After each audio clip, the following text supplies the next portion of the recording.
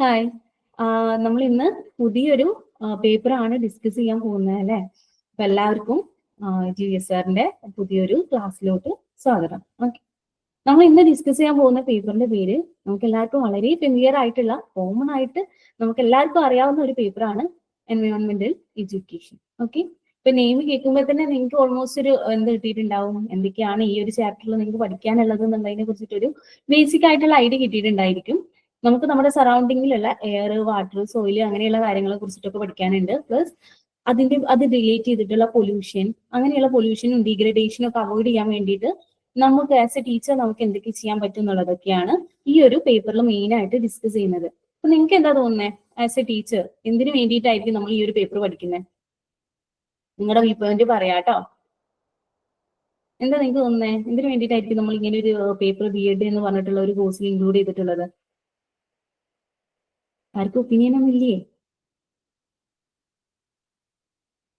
Okay, കുഴപ്പമൊന്നുമില്ല. എന്തിനു വേണ്ടിയിട്ടായിരിക്കും നമ്മൾ പഠിപ്പിക്കാൻ പോകുന്നത്? കുട്ടികളെയാണ് അല്ലേ? അതായത് അടുത്ത ഒരു ജനറേഷനെയാണ് നമ്മൾ പഠിപ്പിക്കാൻ പോകുന്നത്.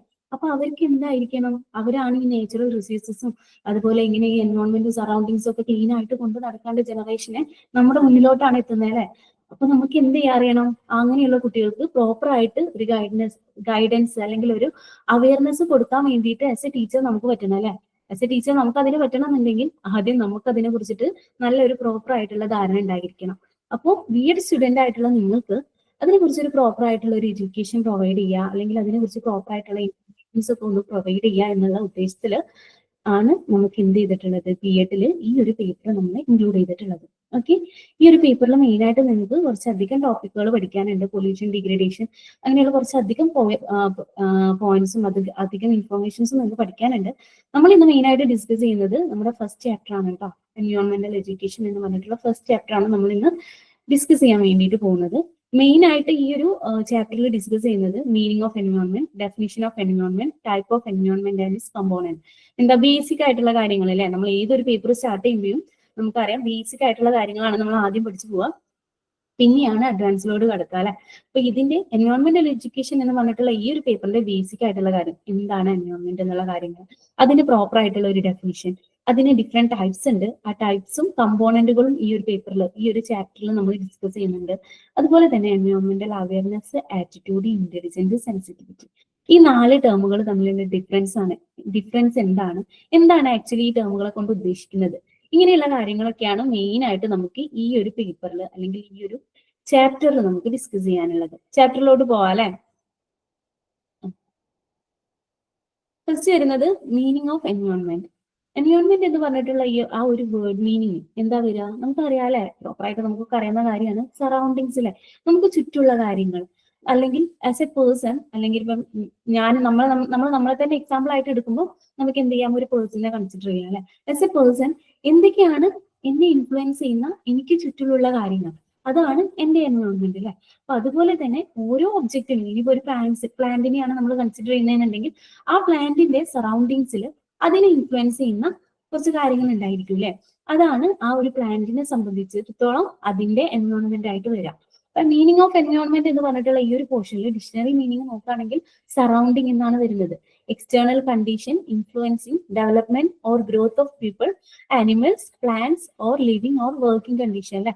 അതായത് ഏതൊരു ഒബ്ജക്റ്റ് ആയിക്കോട്ടെ അതിനെ സറൗണ്ട് ചെയ്ത് നിൽക്കുന്ന, അതിനെ ഇൻഫ്ലുവൻസ് ചെയ്യുന്ന എക്സ്റ്റേണൽ കണ്ടീഷനുകൾ ഉള്ള ഒരു പാർട്ടിനെയാണ് നമ്മൾ എന്ത് പറയാ, സറൗണ്ടിങ്സ് അല്ലെ? ആ ഒരു പാർട്ടാണ് നമുക്ക് ആ ഒരു പേഴ്സന്റെ അല്ലെങ്കിൽ ആ ഒരു പ്ലാന്റ് ആണ് കൺസിഡർ ചെയ്യുന്നതെന്നുണ്ടെങ്കിൽ ആ ഒരു പ്ലാന്റിന്റെ ഒരു ഒബ്ജക്റ്റിനെയാണ് നമ്മൾ കൺസിഡർ ചെയ്യുന്നതെന്നുണ്ടെങ്കിൽ ആ ഒരു ഒബ്ജക്റ്റിന്റെ എൻവയോൺമെന്റ് ആയിട്ട് നമ്മൾ പറയാം. ഓക്കെ, അതായത് എങ്ങനെയും കൂടെ പറയാം, it is the sum total of condition which surround man at A given point in space and time അല്ലെ? എന്താ, ഒരു പെർട്ടിക്കുലർ ടൈമിൽ ഒരു പെർട്ടിക്കുലർ സ്പേസിൽ എന്ത് ചെയ്യാണ്, ഒരു പേഴ്സണെ എഫക്ട് ചെയ്യുന്ന അല്ലെങ്കിൽ ആ ഒരു പേഴ്സണെ ഇൻഫ്ലുവൻസ് ചെയ്യുന്ന അവർക്ക് ചുറ്റും നടക്കുന്ന കാര്യങ്ങളുടെ ഒരു സം ടോട്ടൽ ആണ് ഈ എൻവയോൺമെന്റ് എന്നുള്ള ടേം കൊണ്ട് ഉദ്ദേശിക്കുന്നത്. ഓക്കെ, ഒരുപാട് ഡെഫിനിഷൻസ്, ഒരുപാട് മീനിങ് റിലേറ്റ് ചെയ്തിട്ടുള്ള കാര്യങ്ങൾ നിങ്ങൾ ടെക്സ്റ്റ് ബുക്കിൽ പറഞ്ഞിട്ടുണ്ടായിരിക്കും. നിങ്ങൾക്ക് ആവശ്യമുള്ളത് മാത്രം പഠിച്ചു പോവാം കേട്ടോ. 1-2 കാര്യങ്ങൾ മാത്രം പഠിച്ചിട്ട് പോവാം. The representative of physical component of earth where in is an important factors affecting environment അല്ലെ? സെയിം പാറ്റേണിലുള്ള സെയിം കാര്യങ്ങൾ തന്നെ ഡിഫറെന്റ് വേർഡ്സിൽ പറയുന്നു. ഓക്കെ, ഈ ഒരു ലാസ്റ്റ് പറഞ്ഞിട്ടുള്ള ഈ ഒരു സെന്റൻസ് നേച്ചർ ഓഫ് എൻവയോൺമെന്റ് എന്ന് പറഞ്ഞിട്ടുള്ള ബുക്കിൽ, ഗൗഡിയുടെ ബുക്കിലാണ് എന്ത് ചെയ്തിട്ടുള്ളത്, ഈ ഒരു മീനിങ് വന്നിട്ടുള്ളത് കേട്ടോ. ഓക്കെ, അപ്പം നിങ്ങളോട് മീനിങ് ചോദിച്ചിട്ടുണ്ടെങ്കിൽ നിങ്ങൾ മെയിൻ ആയിട്ട് എഴുതേണ്ടത് എൻവയോൺമെന്റ് എന്ന് പറഞ്ഞിട്ടുണ്ടെങ്കിൽ എന്താണ്, ഒരു സറൗണ്ടിങ് ആണ്. അതെന്താണ്, ആ ഒരു പേഴ്സൺ നമ്മൾ ഏതൊരു ഒബ്ജക്റ്റിനെയാണോ കൺസിഡർ ചെയ്യുന്നത് അതിന്റെ ഡെവലപ്മെന്റിനെയും ഗ്രോത്തിനെയും ഒക്കെ ഇൻഫ്ലുവൻസ് ചെയ്യുന്ന സറൗണ്ടിങ് കണ്ടീഷൻ അല്ലെങ്കിൽ എക്സ്റ്റേണൽ കണ്ടീഷനുകളെയാണ് നമ്മൾ എൻവയോൺമെന്റ് എന്ന് പറയാം. ഓക്കെ, അല്ല എന്നുണ്ടെങ്കിൽ നമുക്ക് വേറെ രീതിക്കൂടെ പറയാം അല്ലെ. എന്താ എൻവയോൺമെന്റ് എന്ന് പറഞ്ഞിട്ടുണ്ടെങ്കിൽ എല്ലാ ഫിസിക്കൽ, കെമിക്കൽ, ബയോളജിക്കൽ ഫാക്ടേഴ്സും അതിൽ ഇൻക്ലൂഡഡ് ആണ്. അത് മെയിൻലി എന്ത് ചെയ്യുന്നുണ്ട്, 3 ക്വസ്റ്റ്യൻസിന് ആൻസർ പ്രൊവൈഡ് ചെയ്യുന്നുണ്ടെങ്കിൽ അത് എൻവയോൺമെന്റിന്റെ ഒരു ഡെഫിനിഷൻ അല്ലെങ്കിൽ ഒരു മീനിങ് ആയിട്ട് നമുക്ക് പറയാം. ഏതൊക്കെയാണ് ആ question? What is surrounded, by what surrounded, where surrounded. ഈ 3 ക്വസ്റ്റ്യൻ നമ്മൾ ആൻസർ ചെയ്യുമ്പോഴേക്കും അത് എന്തായിട്ടുണ്ടാവും, നമുക്ക് ചുറ്റുള്ള നമ്മുടെ എക്സ്റ്റേണൽ കണ്ടീഷൻ അല്ലെങ്കിൽ എക്സ്റ്റേണൽ ഫാക്ടേഴ്സ് ആയിട്ടുണ്ടാവും അല്ലെ. ഈ 3 ക്വസ്റ്റ്യനെയും ആൻസർ ആയിട്ട് വരുന്നത് എന്താണോ ആ ഒരു ഒബ്ജക്റ്റ് അല്ലെങ്കിൽ ആ ഒരു പെർട്ടിക്കുലർ പാർട്ടിനെയാണ് നമ്മൾ എൻവയോൺമെന്റ് എന്നുള്ള ടേം കൊണ്ട് ഉദ്ദേശിക്കുന്നത് എന്നാണ് പറയുന്നത്. ഇനി അടുത്തതായിട്ട് നമുക്ക് നോക്കാനുള്ളത് ഡെഫിനിഷൻ ഓഫ് എൻവയോൺമെന്റ് ആണ്. ഡെഫിനിഷൻ എന്താണ്? സിമ്പിൾ ആയിട്ടുള്ള കാര്യങ്ങൾ തന്നെയാണ്. ഇതുവരെ മീനിങ്ങിൽ പറഞ്ഞിട്ടുള്ള സെയിം പോർഷൻസ് തന്നെയാണ്, റിപ്പീറ്റ് ചെയ്യാണ്. പക്ഷെ ഒന്നുകൂടെ സിസ്റ്റമാറ്റിക് ആയിട്ട് അറേഞ്ച് ചെയ്തിട്ട് വേർഡ് ഫോർമാറ്റിൽ ചെയ്തിട്ടുണ്ടായിരിക്കും അല്ലെ.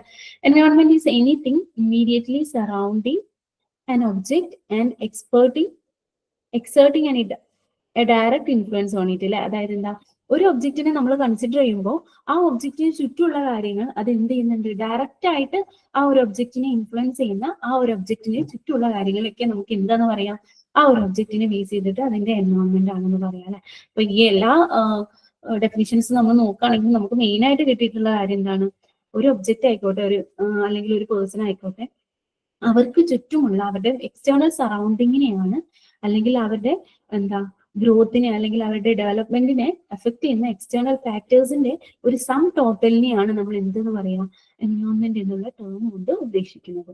ഓക്കെ, നിങ്ങൾക്ക് ഏറ്റവും എളുപ്പമായിട്ട് നിങ്ങൾക്ക് എന്ത് ചെയ്യാം, മൈൻഡിൽ നിൽക്കുന്ന ഏതെങ്കിലും ഒരു 1-2 ഡെഫിനിഷൻസ് നിങ്ങൾ പഠിച്ചു വെക്കാം കേട്ടോ.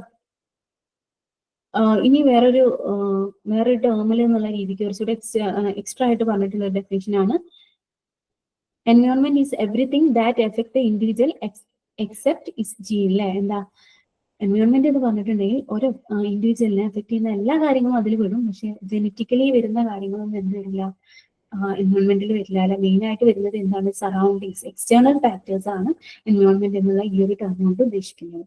ഓക്കെ, ഇത്രയും കാര്യങ്ങളാണ് ഡെഫിനിഷനിൽ പറയാനുള്ളത് കേട്ടോ. നെക്സ്റ്റ് വരുന്നത് ടൈപ്പ് ഓഫ് എൻവയോൺമെന്റ് ആണ്. Type of environment mainly 2 types ഉണ്ട്, natural environment and man made environment. എന്തായിരിക്കും ഡിഫറൻസ് എന്നുള്ളത് നമുക്ക് വേർഡിൽ നിന്ന് തന്നെ മനസ്സിലാവില്ല. നാച്ചുറൽ എൻവയോൺമെന്റ് എന്ന് പറഞ്ഞിട്ടുണ്ടെങ്കിൽ എന്തായിരിക്കും, ഓൾറെഡി എക്സിസ്റ്റിംഗ് ആയിട്ടുള്ള നാച്ചുറൽ ആയിട്ടുള്ള കാര്യങ്ങളായിരിക്കും അല്ലെ. മാൻ മെയ്ഡ് എൻവയോൺമെന്റിൽ എന്തായിരിക്കും വരിക, എക്സ്റ്റേണലി വരുന്ന നമ്മുടെ as A person, as a man, നമ്മളുടെ മേക്ക് ചെയ്തിട്ടുള്ള കുറച്ച് കാര്യങ്ങളായിരിക്കും വരിക. അപ്പൊ നമുക്ക് ഫസ്റ്റ് എന്ത് ചെയ്യാം, നാച്ചുറൽ എൻവയോൺമെന്റ് എന്നുള്ള പാർട്ടിലോട്ട് പോകാം. ഓക്കെ, നാച്ചുറൽ എൻവയോൺമെന്റിൽ വരുന്നത് air, water, land, forest, mountain, radiation അങ്ങനെയുള്ള ലിവിങ് ഓർഗാനിസത്തിനെ വരുന്നുണ്ട്. അതുപോലെ തന്നെ എന്ത് വരുന്നുണ്ട്, നോൺ ലിവിങ് പാർട്ടും കൂടെ വരുന്നുണ്ട്. ഓക്കെ, കുറച്ചുകൂടെ എളുപ്പം മനസ്സിലാക്കാൻ വേണ്ടിയിട്ട് നമുക്ക് ടാബുലർ കോളം നോക്കാം കേട്ടോ. ഓക്കെ, നാച്ചുറൽ എൻവയോൺമെന്റ് എന്ന് പറഞ്ഞിട്ടുണ്ടെങ്കിൽ 2 ടൈപ്സ് ഉണ്ട്, ബയോട്ടിക് ഉണ്ട്, അബയോട്ടിക് ഉണ്ട്. ബയോട്ടിക് എന്ന് പറഞ്ഞിട്ടുണ്ടെങ്കിൽ എന്തായിരിക്കും വരിക, ലിവിങ് കമ്പോണന്റ് ആയിരിക്കില്ല വരിക, ജീവനുള്ള വസ്തുക്കളുടെ പാർട്ടായിരിക്കും ബയോട്ടിക് കമ്പോണന്റിൽ വരിക. അബയോട്ടിക് കമ്പോണന്റ് എന്ന് പറഞ്ഞിട്ടുണ്ടെങ്കിൽ എന്തായിരിക്കും, ഫിസിക്കൽ കമ്പോണന്റ് ആയിരിക്കും വരിക അല്ലെ. ഓക്കെ, ബയോട്ടിക് കമ്പോണന്റിനെ തന്നെ വീണ്ടും എന്തായിട്ടുണ്ട്, 2 കാറ്റഗറി ആയിട്ട് സബ് ഡിവൈഡ് ചെയ്തിട്ടുണ്ട്, ടെറസ്ട്രിയൽ ആൻഡ് അക്വാട്ടിക്. ടെറസ്ട്രിയൽ എന്ന് പറഞ്ഞിട്ടുണ്ടെങ്കിൽ എന്താ, കരയിലുള്ളത് അല്ലെ. ബയോട്ടിക് എന്ന് പറഞ്ഞാൽ ജീവനുള്ള കമ്പോണന്റ് അല്ലെ, ജീവനുള്ള വസ്തുക്കൾ എന്നൊക്കെ പറയാം. അതിനെ തന്നെ എന്ത് പറയുന്നുണ്ട്, ടെറസ്ട്രിയൽ എന്ന് പറയുന്നുണ്ട്, അക്വാട്ടിക് എന്ന് പറയുന്നുണ്ട്. ടെറസ്ട്രിയൽ എന്ന് പറഞ്ഞിട്ടുണ്ടെങ്കിൽ നമുക്ക് കരയിൽ ജീവിക്കുന്നത് എന്നൊക്കെ പറയില്ലേ, ലാൻഡിൽ ജീവിക്കുന്ന കാര്യങ്ങളാണ് ടെറസ്ട്രിയൽ വരിക. അക്വാട്ടിക് എന്ന് പറഞ്ഞിട്ടുണ്ടെങ്കിൽ ഓർഗാനിസം ലിവിങ് ഇൻ വാട്ടർ, വാട്ടറിൽ ജീവിക്കുന്ന ഓർഗാനിസം വരുന്ന ഒരു കാറ്റഗറിയാണ് അക്വാട്ടിക് വരിക. ഓക്കെ, ഈ ടെറസ്ട്രിയലിനെ തന്നെ നമ്മൾ വീണ്ടും സബ് ഡിവൈഡ് ചെയ്തിട്ട് ഫ്ലോറ, ഫോണ ആൻഡ് അതേഴ്സ് വരുന്നുണ്ട്. ഫ്ലോറ എന്ന് പറഞ്ഞിട്ടുണ്ടെങ്കിൽ മെയിൻലി വെജിറ്റേറിയൻസ് ലൈക്ക് പ്ലാന്റ്സ് ആണ്, പ്ലാന്റിനെ പോലെയുള്ളതിനെയാണ് ഫ്ലോറ വരിക.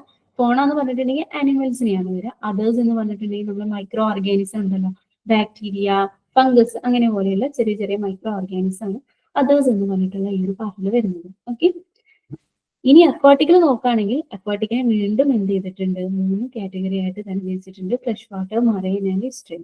ഓക്കെ, ഇങ്ങനെ 3 പാർട്ടായിട്ട് അക്വാട്ടിക്കിനെ വീണ്ടും സബ് ഡിവൈഡ് ചെയ്തിട്ടുണ്ട്. ഓക്കെ, നമ്മളിപ്പോ എന്തൊക്കെയാ പറഞ്ഞ, എൻവയോൺമെന്റിനെ 2 ടൈപ്സ് ആയിട്ട് തരംതിരിച്ചിട്ടുണ്ട്, natural environment and manmade environment. ഈ നാച്ചുറൽ എൻവയോൺമെന്റിനെ വീണ്ടും എന്ത് ചെയ്തിട്ടുണ്ട്, ബയോട്ടിക് ആൻഡ് അബയോട്ടിക് എന്ന് പറഞ്ഞിട്ട് വീണ്ടും സബ് ക്ലാസിഫൈ ചെയ്തിട്ടുണ്ട്. ബയോട്ടിക് എന്ന് പറഞ്ഞിട്ടുണ്ടെങ്കിൽ ലിവിങ് കമ്പോണന്റ് ആണ് വരിക, അബയോട്ടിക് എന്ന് പറഞ്ഞിട്ടുണ്ടെങ്കിൽ ഫിസിക്കൽ കമ്പോണന്റ് ആണ് വരിക. ബയോട്ടിക് ആയിട്ടുള്ള ലിവിങ് കമ്പോണന്റിനെ തന്നെ വീണ്ടും സബ് ഡിവൈഡ് ചെയ്തിട്ടുണ്ട്, ടെറസ്ട്രിയൽ ആൻഡ് അക്വാട്ടിക്.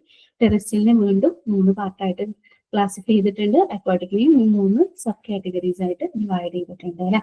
ഇത്രയും പാർട്ടാണ് എന്തിൽ വരുന്നത്, ബയോട്ടിക്കിൽ വരുന്നത് അല്ലെ. നമുക്കൊന്നുകൂടെ നോക്കാം അല്ലെ. നാച്ചുറൽ എൻവയോൺമെന്റ് എന്ന് പറഞ്ഞിട്ടുണ്ടെങ്കിൽ എന്താ, this consist of air, water, land, forest, mountain, radiation, living organisms such as animals, birds, reptiles, and microorganisms like bacteria, virus, and fungus and its component. Natural environment എന്ന് പറഞ്ഞാൽ അതിന്റെ കമ്പോണന്റ് ആയിട്ട് വരുന്ന എന്തൊക്കെയാ, non living things ആയിട്ടുള്ള air, water, land, forest അങ്ങനെയുള്ള സംഭവങ്ങളും, living organisms ആയിട്ടുള്ള അനിമൽസ്, ബേർഡ്സ്, റെപ്റ്റൈൽസ് പോലെയുള്ള സംഭവങ്ങളും. നോൺ ലിവിങ് എന്നുള്ള രീതിക്കല്ല കേട്ടോ ഞാൻ മൂവ് ചെയ്യാത്തത്, എന്താ പറയാ ആ ഒരു ലെവലിലാണ് പറഞ്ഞിട്ടുള്ളത് കേട്ടോ.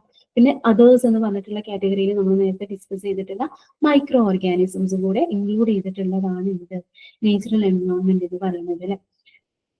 It has A homeostatic mechanism. ഈ ഹോമിയോസ്റ്റാറ്റിക് മെക്കാനിസം എന്ന് പറഞ്ഞിട്ടുണ്ടെങ്കിൽ എന്താ, നമ്മൾ ഒരു കമ്പോണന്റിൽ, ഈ ഒരു എൻവയോൺമെന്റ് എന്ന് പറഞ്ഞാൽ ഒരുപാട് കമ്പോണന്റ് ചേർന്നിട്ടുള്ളതാണ് അല്ലെ.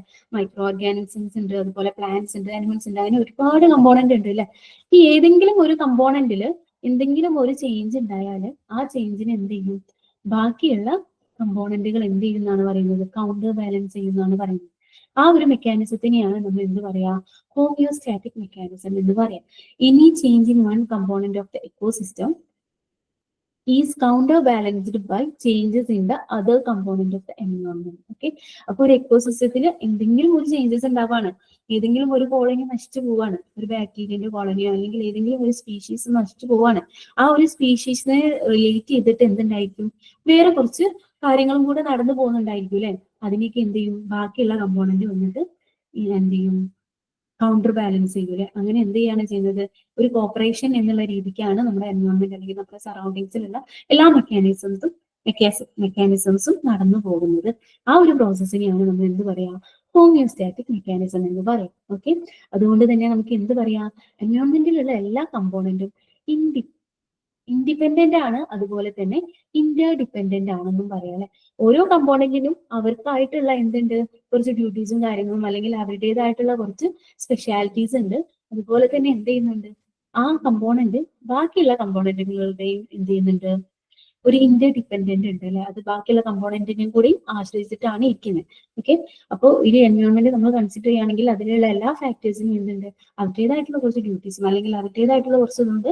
അതായത് അവർ ഇൻഡിപെൻഡന്റ് ആണ്, അതുപോലെ തന്നെ എന്താണ്, എല്ലാ കമ്പോണന്റും സെപ്പറേറ്റ് ആയിട്ട് ഐസൊലേറ്റ് ചെയ്തിട്ടല്ല നിൽക്കുന്നത്, എല്ലാവരും കൂടി കോർഡിനേറ്റ് ചെയ്തിട്ട് ഒരു സിസ്റ്റം പോലെയാണ് എന്ത് ചെയ്യുന്നത്, ആക്ട് ചെയ്യുന്നത് എന്നാണ് പറയുന്നത്.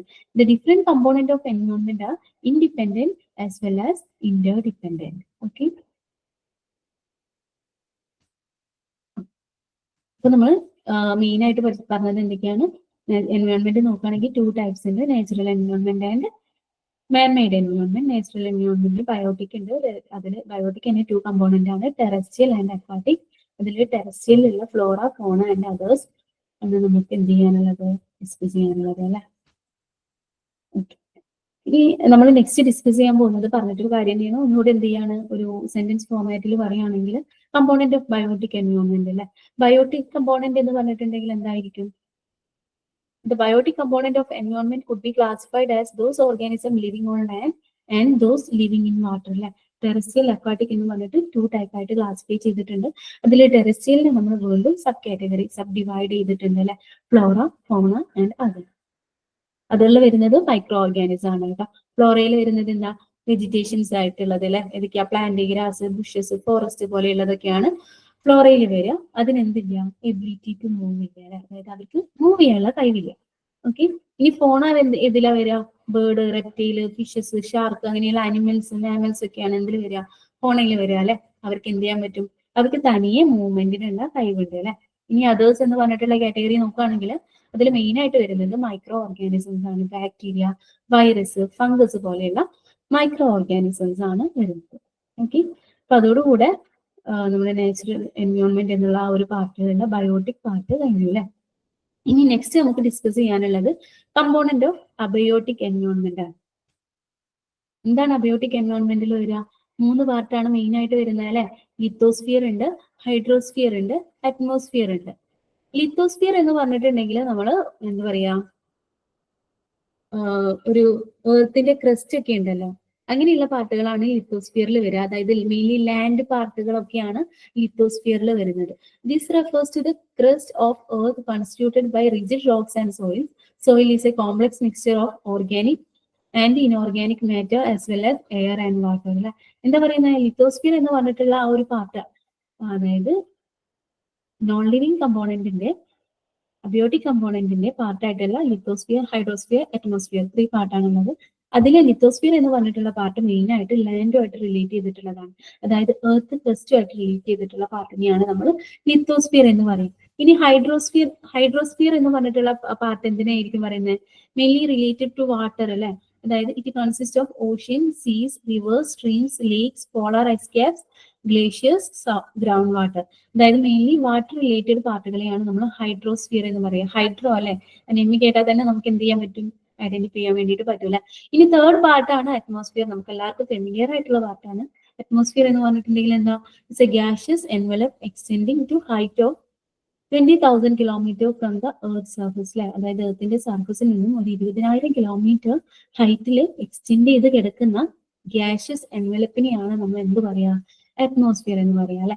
അതിൽ ഒരുപാട് ഗ്യാസുകൾ എന്ത് ചെയ്തിട്ടുണ്ട്, കൺസിസ്റ്റ് ചെയ്തിട്ടുണ്ട്.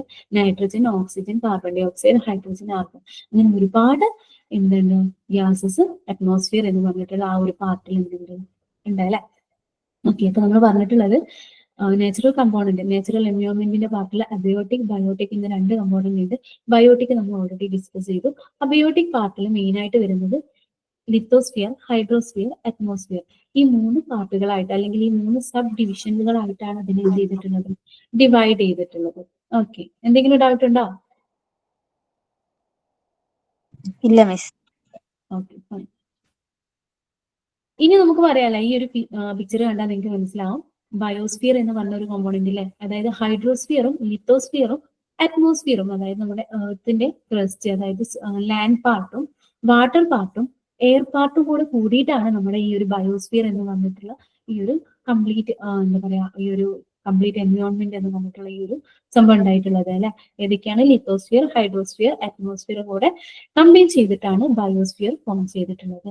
ഓക്കെ, ഇനി നമ്മൾ അടുത്തതായിട്ട് ഡിസ്കസ് ചെയ്യാൻ പോകുന്നത് അറ്റ്മോസ്ഫിയറിനെ കുറിച്ചിട്ടാണ്. അറ്റ്മോസ്ഫിയറിനെ നമ്മൾ വീണ്ടും എന്ത് ചെയ്തിട്ടുണ്ട്, നമ്മൾ പറഞ്ഞു അല്ലെ, അറ്റ്മോസ്ഫിയർ എന്ന് പറഞ്ഞിട്ടുണ്ടെങ്കിൽ എന്താ, നമ്മുടെ എർത്തിന്റെ സർഫസിൽ നിന്നും ഒരു 20,000 കിലോമീറ്ററിൽ എക്സ്റ്റെൻഡ് ചെയ്ത് കിടക്കുന്ന ഗ്യാഷ്യസ് എൻവലപ്പിനെയാണ് നമ്മൾ എന്ത് പറയാ, അറ്റ്മോസ്ഫിയർ എന്ന് പറയാം അല്ലെ.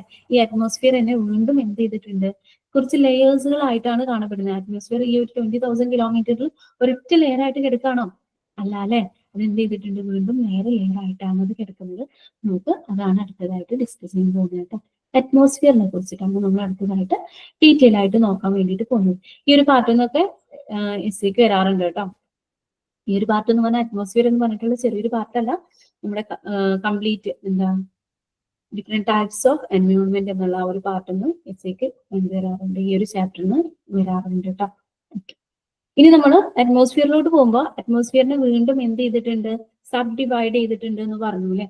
ഏറ്റവും ലോവസ്റ്റ് ലെയറിനെ നമ്മൾ എന്ന് പറയും, ട്രോപ്പോസ്ഫിയർ എന്ന് പറയും. അതിന് മുകളിലുള്ള ലെയറിനെ സ്ട്രാറ്റോസ്ഫിയർ എന്ന് പറയും. അതിന് മുകളിലുള്ളതിനെ നമ്മൾ മീസോസ്ഫിയർ എന്ന് പറയും. അതിന് മുകളിലുള്ളതിന് തെർമോസ്ഫിയർ. അതിന് മുകളിലുള്ള നമ്മുടെ ഏറ്റവും എന്താ 20,000 കിലോമീറ്റർ ആ ലാസ്റ്റ് പാർട്ടിൽ നിൽക്കുന്നതാണ് എക്സോസ്ഫിയർ ആണ് അല്ലെ. അവിടെയാണ് നമ്മുടെ സാറ്റലൈറ്റ് കാര്യങ്ങളൊക്കെ ഉള്ളത്. ഓക്കെ, ഇനി ഈ പാർട്ടുകളെ കുറിച്ചിട്ട് നമുക്ക് ഡീറ്റെയിൽ ആയിട്ട് എന്തെങ്കിലും പഠിക്കേണ്ടതുണ്ട് അല്ലെ. എന്താണ് ഓരോ പാർട്ടിലും, അതായത് ഓരോ ലെയറിന്റെയും ഇമ്പോർട്ടന്റ് ആയിട്ടുള്ള ഫീച്ചേഴ്സ് എന്തൊക്കെയാണെന്നൊക്കെ ഒന്ന് നോക്കാനുണ്ട് കേട്ടോ. ഏറ്റവും ബോട്ടമിൽ കിടക്കുന്ന, അതായത് എർത്തിന്റെ സർഫസിനോട് ചേർന്ന് കിടക്കുന്ന ലെയർ ആണ് ട്രോപ്പോസ്ഫിയർ അല്ലെ. ഈ ട്രോപ്പോസ്ഫിയർ എത്ര കിലോമീറ്റർ വരെയാണ് എക്സ്റ്റെൻഡ് ചെയ്ത് കിടക്കുന്നത്? എർത്തിന്റെ സർഫസിൽ നിന്നും 10 to 50 കിലോമീറ്റർ ഹൈറ്റിലാണ് എന്ത് കിടക്കുന്നത്, ട്രോപ്പോസ്ഫിയർ എന്ന് പറഞ്ഞിട്ടുള്ള ഈ ഒരു പാർട്ട് കിടക്കുന്നത് അല്ലെ. അവിടെ എന്താ സംഭവിക്കുന്നത്? ഹൈറ്റ് കൂടുന്നതിനനുസരിച്ച് ടെമ്പറേച്ചർ കുറഞ്ഞു വന്നിട്ട് ഒരു -60 ഡിഗ്രി ലെവലിലൊക്കെയാണ് എന്ത് ചെയ്യുന്നത്, ആ ഒരു ട്രോപ്പോസ്ഫിയറിന്റെ ടെമ്പറേച്ചർ മെയിൻറ്റെയിൻ ചെയ്ത് പോകുന്നത്. ഓക്കെ, ട്രോപ്പോസ്ഫിയർ കഴിഞ്ഞിട്ടുണ്ടെങ്കിൽ നേരെ അടുത്ത ലെയർ ആയിട്ട് വരുന്നതാണ് സ്ട്രാറ്റോസ്ഫിയർ അല്ലെ. സ്ട്രാറ്റോസ്ഫിയർ എന്ന് പറഞ്ഞിട്ടുണ്ടെങ്കിൽ എന്തായിരിക്കും? ടോപ്പോസ്ഫിയർ കഴിഞ്ഞിട്ടുള്ളത് ആയതുകൊണ്ട് തന്നെ ട്രോപ്പോസ്ഫിയർ നമ്മൾ നോക്കിയില്ലേ, 10 to 50 kilometre from the earth surface ആണ്. അപ്പൊ സ്ട്രാറ്റോസ്ഫിയറിന്റെ ഹൈറ്റ് എങ്ങനെയായിരിക്കും വരിക? 15 kilometre to 50 kilometre.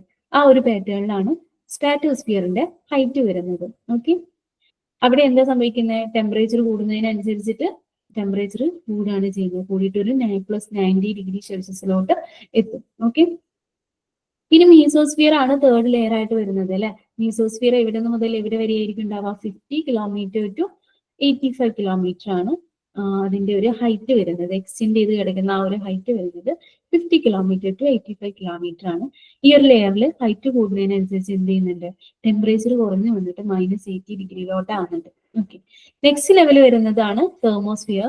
തെർമോസ്ഫിയറിൽ 85 to 400 kilometre ആണ് അത് എക്സ്റ്റെൻഡ് ചെയ്ത് കിടക്കുന്നത്. അവിടെ ടെമ്പറേച്ചർ കൂടിയിട്ട് ടെമ്പറേച്ചർ ഹൈറ്റ് കൂടുന്നതിനനുസരിച്ചിട്ട് ടെമ്പറേച്ചർ കൂടിയിട്ട് എന്ത് ചെയ്യുന്നുണ്ട്? ഒരു 1000 ഡിഗ്രി സെൽഷ്യസ് എന്നുള്ള ഒരു പാറ്റേണിലോട്ട് എത്തുന്നുണ്ട്. ഓക്കെ, ഏറ്റവും ലാസ്റ്റ് എടുക്കുന്ന ലെയർ ആണ് എക്സോസ്ഫിയർ. അവിടെ നമുക്ക് ഹൈറ്റ് വരുന്നത് 400 ടു 20,000 കിലോമീറ്റർ ആണ്. ടെമ്പറേച്ചർ കൂടുന്നതിന് ടെമ്പറേച്ചർ അവിടെ മെയിൻ എന്താണ് 10,000 ടു 10,000 എന്നുള്ള ആ ഒരു റേഞ്ചിലാണ് ടെമ്പറേച്ചർ കിടക്കുന്നത്. ഓക്കെ, അപ്പൊ ഇതൊക്കെ നമ്മളോട് ഒരു എസ്സേക്കോ അല്ലെങ്കിൽ നമുക്ക് എക്സാമിന് ഒരു ക്വസ്റ്റ്യൻ ചോദിച്ചിട്ടുണ്ടെങ്കിൽ നമ്മൾ എന്ത് ചെയ്യേണ്ടി വരും? ഈ ഹൈറ്റ് അതുപോലെ ടെമ്പറേച്ചർ കാര്യങ്ങളൊക്കെ പ്രോപ്പർ ആയിട്ട് എഴുതേണ്ടി വരും. അപ്പൊ നമുക്ക് എന്ത് ചെയ്യാം? കണക്ട് ചെയ്ത് പഠിച്ചു പോകാം അല്ലെ. ഹൈറ്റ് പഠിക്കാൻ സുഖമാണ് അല്ലെ. 10 ടു 50, പിന്നെ 15 ടു 50, 50 ടു 85, 85 ടു 400, 400 ടു 20,000 ആ ഒരു പാറ്റേണിലാണ് പോകുന്നത് അല്ലെ. ഇനി നമ്മൾ ടെമ്പറേച്ചർ നോക്കുകയാണെങ്കിൽ എങ്ങനെയാ വരുന്നത്? ഫസ്റ്റില് ഹൈറ്റ് കൂടുന്നതിനനുസരിച്ച് ടെമ്പറേച്ചർ കുറയാണ് ചെയ്യുന്നത്. സെക്കൻഡിൽ എന്ത് ചെയ്യാണ് ചെയ്യുന്നത്? ഹൈറ്റ് കൂടുന്നതിനനുസരിച്ച് ടെമ്പറേച്ചർ കൂടുകയാണ് ചെയ്യുന്നത്. തേർഡ് വണ്ണിൽ ഹൈറ്റ് കൂടുന്നതിനനുസരിച്ച് ടെമ്പറേച്ചർ കുറയാണ്. ഫോർത്ത് വണ്ണിൽ ഹൈറ്റ് കൂടുന്നതിനനുസരിച്ച് ടെമ്പറേച്ചർ കൂടുക. ആ ഒരു പാറ്റേണിലാണ് വരുന്നത്. അതായത് ആദ്യം കുറയാണ്, പിന്നെ കൂടാണ്, പിന്നെയും കുറയാണ്, ഹൈറ്റ് കൂടുന്നതിനനുസരിച്ചിട്ട് പിന്നെ കുറയാണ്. അതായത് ഓൾട്ടർനേറ്റീവ് ആയിട്ട് കൂടി കുറഞ്ഞു നിൽക്കുകയാണ്. അപ്പൊ അങ്ങനെ എന്ത് ചെയ്യുക? കമ്പയർ ചെയ്തിട്ട് നിങ്ങൾ പഠിക്കാം. ഓക്കെ, അല്ലാതെ നമ്മുടെ മൈൻഡിൽ ഇത് നിൽക്കില്ല. ഓക്കെ, അപ്പൊ നിങ്ങളോട് ഈ ഒരു അറ്റ്മോസ്ഫിയറിനെ കുറിച്ച് ക്വസ്റ്റ്യൻ ചോദിച്ചിട്ടുണ്ടെങ്കിൽ അവർ മെയിൻ ആയിട്ട് ഉദ്ദേശിക്കുന്നത് നമ്മൾ അതിന്റെ ഹൈറ്റ് എത്രയാണെന്നുള്ളത് എഴുതിയിട്ടുണ്ടോ, അതുപോലെ ടെമ്പറേച്ചർ ഡിഫറൻറ്റ് എഴുതിയിട്ടുണ്ടോ എന്നുള്ളതാണ് നോക്കുക. അപ്പൊ നമുക്ക് പഠിക്കൽ നിർബന്ധമാണ് അല്ലെ. അപ്പൊ ഇങ്ങനെ കമ്പയർ ചെയ്ത് പഠിക്കുക കേട്ടോ. അപ്പൊ അത്ര പാർട്ടാണ് നാച്ചുറൽ എൻവയോൺമെന്റിൽ വരുന്നത്. ഇനി നെക്സ്റ്റ് വരുന്നത് മാൻമെയ്ഡ് എൻവയോൺമെന്റ് ആണ്. മാൻമെയ്ഡ് എൻവയോൺമെന്റ് എന്ന് പറഞ്ഞിട്ടുണ്ടെങ്കിൽ എന്താ? മനുഷ്യൻ ഉണ്ടാക്കിയിട്ടുള്ള ഒരു എൻവയോൺമെന്റില് അതിൽ ഏതൊക്കെയായിരിക്കും വരിക? നമ്മൾ എന്താ ഉണ്ടാക്കിയിട്ടുള്ളത്? നമ്മുടെ കൾച്ചറൽ ബാക്ക്ഗ്രൗണ്ട് കാര്യങ്ങളൊക്കെ അല്ലെ. നമ്മുടെ സൊസൈറ്റി അതിൽ ഇൻക്ലൂഡ് ചെയ്യും, നമ്മുടെ എക്കണോമിക്സ് ഇൻക്ലൂഡ് ചെയ്യും, അതുപോലെ നമ്മുടെ ഇൻസ്റ്റിറ്റ്യൂഷൻസ് അല്ലെ. അതൊക്കെയാണ് മാൻമെയ്ഡ് എൻവയോൺമെന്റ് എന്ന് പറഞ്ഞിട്ടുള്ള ഈ ഒരു പാർട്ടിൽ വരുന്നത് കേട്ടോ. അപ്പൊ നമ്മൾ നോക്കുകയാണെങ്കിൽ എൻവയോൺമെന്റിന്റെ മെയിൻലി 2 പാർട്സ് ആയിട്ട് തിരിച്ചിട്ടുണ്ട്. Natural environment and manmade environment. അതിൽ നാച്ചുറൽ എൻവയോൺമെന്റിന് തന്നെ എന്തുണ്ടായിരുന്നു? ബയോട്ടിക് എൻവയോൺമെന്റും അബയോട്ടിക് എൻവയോൺമെന്റും ഉണ്ടായിരുന്നു അല്ലെ. അബയോട്ടിക് എൻവയോൺമെന്റ് എന്ന് പറഞ്ഞിട്ടുണ്ടെങ്കിൽ ഫിസിക്കൽ കമ്പോണന്റുകൾ അല്ലെ. അത് ലിത്തോസ്ഫിയർ, ഹൈഡ്രോസ്ഫിയർ, അറ്റ്മോസ്ഫിയർ എന്ന് പറഞ്ഞിട്ട് 3 സബ് കാറ്റഗറീസ് ആയിട്ട് തിരിച്ചിട്ടുണ്ട്. ഈ 3 സബ് കാറ്റഗറീസിൽ അറ്റ്മോസ്ഫിയറിനെ വീണ്ടും എന്ത് ചെയ്തിട്ടുണ്ട്? കുറച്ച് സബ് ഡിവിഷൻസ് ആക്കിയിട്ടുണ്ട് അല്ലെ. ലെയേഴ്സിന്റെ ബേസിസിൽ കുറച്ചുകൂടെ എന്ത് ചെയ്തിട്ടുണ്ട്? ഡിവൈഡ് ചെയ്ത് വെച്ചിട്ടുണ്ട്. ഓക്കെ, ഇനി നെക്സ്റ്റ് വരുന്നത് ബയോട്ടിക് എൻവയോൺമെന്റ് ആണ്. ബയോട്ടിക് എൻവയോൺമെന്റിന് നമ്മുടെ ബയോസ്ഫിയറിൽ, അതായത് നമ്മുടെ ലിവിംഗ് കമ്പോണന്റിനെയാണ് ബയോട്ടിക് എൻവയോൺമെന്റ് എന്ന് പറയാം. അത് 2 പാർട്ടായിട്ട് തരംതിരിച്ചിട്ടുണ്ട്. Terrestrial organism and aquatic organism. ടെറസ്ട്രിയലിൽ ഫ്ലോറ, ഫോണ ആൻഡ് അതേഴ്സ്. അക്വാട്ടിക്കിൽ fresh water, marine and extreme. ഇത്രയും പാർട്ടാണ് വരുന്നത്. ഇനി മാൻമെയ്ഡ് ആണെങ്കിൽ കൾച്ചറാണ് മാൻമെയ്ഡ് ആയിട്ടുള്ള ഒരു എൻവയോൺമെന്റ് എന്ന് പറയുന്നത് അല്ലെ. അല്ലെങ്കിൽ മാൻ ക്രിയേറ്റ് ചെയ്തിട്ടുള്ള ഒരു സറൗണ്ടിങ് എന്ന് പറഞ്ഞിട്ടുണ്ടെങ്കിൽ എന്താണ്? കൾച്ചറൽ പാർട്ട് വരും. അതിൽ കൾച്ചർ എന്ന് പറഞ്ഞിട്ടുണ്ടെങ്കിൽ ഏതൊക്കെ ഇൻക്ലൂഡ് ചെയ്തിട്ടുള്ളത്? നമ്മുടെ സൊസൈറ്റി ഉണ്ടായിരിക്കും, നമ്മൾ ഡെവലപ്പ് ചെയ്തെടുത്തിട്ടുള്ള ഒരു എക്കണോമിക്കൽ സിസ്റ്റം ഉണ്ടായിരിക്കും, നമ്മൾ മെയ്ഡ് ചെയ്തിട്ടുള്ള കുറച്ച് ഇൻസ്റ്റിറ്റ്യൂഷൻസും കാര്യങ്ങളൊക്കെ ഉണ്ടായിരിക്കും അല്ലെ. ഇത്രയും പാർട്ടാണ് കൾച്ചറിൽ വരുന്നത്. ഈ ഒരു ടേബുലർ കോളം നിങ്ങൾ പഠിച്ചു കഴിഞ്ഞിട്ടുണ്ടെങ്കിൽ, അല്ലെങ്കിൽ ഈ ഒരു പിക്ചർ നിങ്ങൾ പഠിച്ചു കഴിഞ്ഞിട്ടുണ്ടെങ്കിൽ ഈ ഒരു ചാപ്റ്ററിന്റെ ഒരു അറൌണ്ട് ഒരു 65 to 70% കവർ ചെയ്തു കേട്ടോ. മെയിൻ ആയിട്ട് ഈ ഒരു ചാപ്റ്ററിലെ ഈ ഒരു പാർട്ടാണ്. അതുകൊണ്ട് തന്നെ ഈ ഒരു പാർട്ടിൽ നിന്ന് എക്സാം ക്വസ്റ്റ്യൻ വരാനുള്ള ചാൻസ് വളരെ കൂടുതലാണ്. ഓക്കെ, ഇനി അടുത്തതായിട്ട് നമുക്ക് പഠിക്കാനുള്ളത് എൻവയോൺമെന്റൽ അവയർനെസ്, ആറ്റിറ്റ്യൂഡ്, അങ്ങനെ കുറച്ച് ടേമുകളാണ്. അപ്പൊ അത് തമ്മിൽ എന്തായിരിക്കും ഡിഫറൻസ് എന്ന് നമുക്ക് നോക്കണം അല്ലെ. മെയിനായിട്ട് നമുക്ക് നോക്കാനുള്ളത്